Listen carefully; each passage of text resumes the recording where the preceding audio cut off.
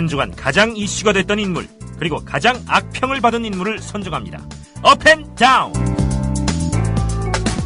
한 주간 우리 정치계에서 뜬 사람과 진 사람 알아보는 업앤다운 순서입니다. 이번 주에 업은요, 참 이 업 고르기가 요즘은 굉장히 힘드네요. 그렇지만 이번 주의 업은 바로 심상정 정의당 국회의원입니다.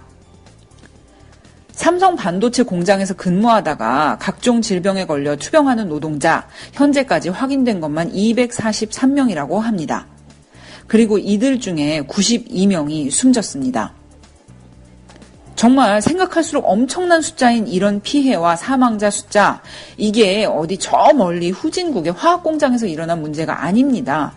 바로 세계 제1위 반도체 생산기업인 삼성전자에서 일어난 일입니다. 그리고 현재 진행 중이고요.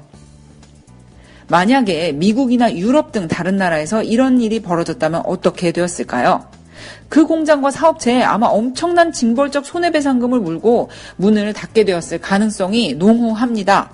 하지만 우리나라에서는 국회와 시민단체가 몇 년째 이 문제를 제기해 왔음에도 불구하고 바뀌는 것이 전혀 없네요.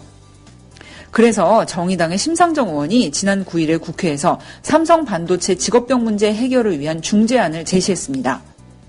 삼성전자 측에는요, 이 문제에 대한 공식 사과, 제3의 중재기구를 통한 보상, 반도체 사업장에 대한 진단과 재발 방지를 요구했고요. 정부에 대해서는 너무나 엄격하게 되어 있는 산업재해 기준을 완화해 줄 것을 제안했습니다. 이런 제안에 대해 삼성전자가 오늘 오전에 부사장 명의로 조만간에 공식 입장 발표하겠다고 밝혔는데요. 삼성 반도체 공장의 직업병, 그리고 그로 인해 사망한 92명의 노동자들, 그리고 벌써 7년이나 끌어온 이 어마어마한 산업재해 피해에 대해서 삼성전자가 이제는 정말 세계 1위 기업답게 제대로 응답해야 할 것입니다. 비록 92명의 목숨이 살아올 수는 없지만 마땅한 피해 보상과 향후 개선책이 나와줘야 하겠죠. 이번 주에 다우는요, 김관진 국방장관입니다. 북한에서 보낸 것으로 추정되는 무인기 때문에 요즘 참 시끄럽죠? 종편 방송에서는 메인 뉴스 시간의 거의 절반 이상을 바로 이 무인기로 때우고 있는데요. 무인기에 핵탄두를 탑재할 수 있다느니 하는 식으로 내용이 아주 무시무시합니다. 그런데 상식적으로 생각해도 말이 안 되는 내용이 너무 많은 게요. 이번에 발견되었다는 이 무인기 15kg이라고 하네요. 그런데 핵탄두요. 저기 핵탄두가요. 아무리 가벼워도 핵 배낭 수준이라고 해도 30kg. 그리고 비행기에서 떨어뜨려서 무기로 쓸 수 있는 건 거의 적어도 100kg 이상이라고 합니다. 정부와 종편에서 부채질하는 이 무인기 논란, 미심쩍은 부분이 참 모르는 사람이 봐도 정말 많은데요. 안보의 책임자 수장이라는 국방장관의 태도, 더욱 우리를 당황스럽게 합니다.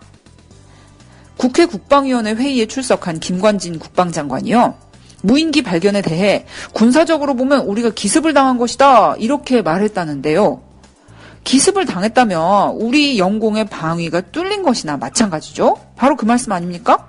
그런데 국방장관과 군 수뇌부가 국민들에게 정말 이런 상황이라면 사죄를 해야 마땅하겠는데요. 그런데 이 건을 다루는 정부와 장관의 태도, 마치 무슨 전공이라도 세우고 온 것처럼 당당하기가 그지없습니다. 저로서는 참 이해가 가지 않는 김관진 국방장관과 이 군 수뇌부의 당당한 태도, 아니, 영공 방위가 뚫렸는데 뭐가 그렇게 당당하세요? 지방선거 임박해서 이걸로 북풍 조장하려는 의도 아닌가요? 정말 아니라면, 정말 우리 영공이 북한에 뚫린 위기 상황이 맞다면 지금 무인기에 대해서 제기되고 있는 여러 가지 의혹들 정부는 무시하지 말아야 되겠습니다. 우리가 역사에서 배운 게 있잖아요. 가려진 진실. 계속 덮으려고 하지만 언젠가는, 그리고 어떻게든 반드시 밝혀진다는 거, 이런 역사의 교훈을 잊지 말아야 되겠습니다.